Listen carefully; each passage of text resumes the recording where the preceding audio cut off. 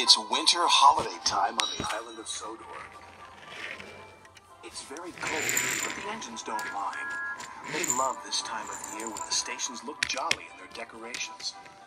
There's plenty of work with passengers and parcels to be delivered, no matter what the weather.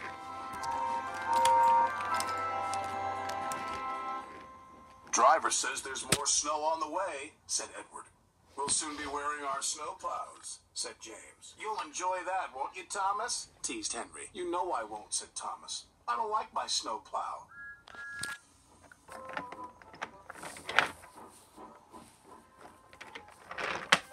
Sure enough, that night the wind blew and the snow fell heavily. The next morning, Sir Topham Hatt arrived. He told the engines they were to have snow plows fitted. And you are to collect a special from Callan Station. It's needed for the village feast on Toby's branch line. Thomas was excited about his special, but not about his snowplow. Please, sir, my plow is awkward and uncomfortable. Do I have to wear it? Everyone has to wear a snowplow, said Sir Topham Hatt.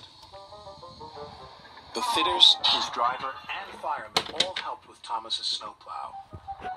We'll have to try that again, laughed his driver. Big, horrid, awkward thing, Thomas grumbled.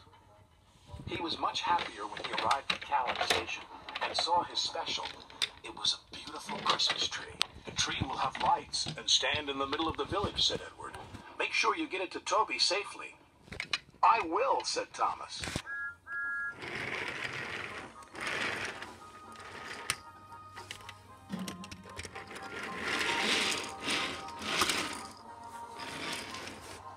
Thomas arrived at Maithwaite, and Toby was very happy to see him.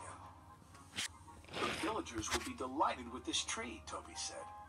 I'm glad you have your snowplow. I can't clear the snowdrifts by myself.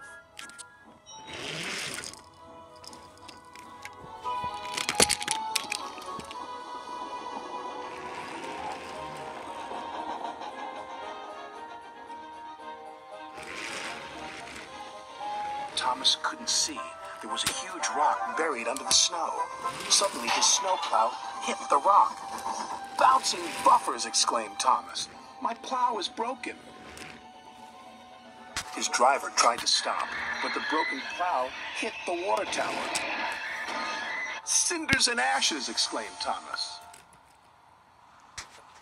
We can't go any further, said Thomas's driver, and there's no one to help us. But the villagers need their tree, said Thomas. Let me try again. I'm sure I can make it.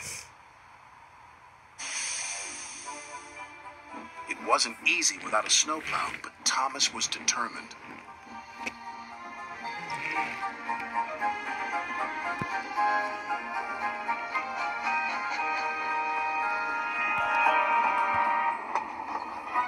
He pushed, and he pushed, and he pushed. Thomas was trying as hard as he could, but there was just one snowdrift after another.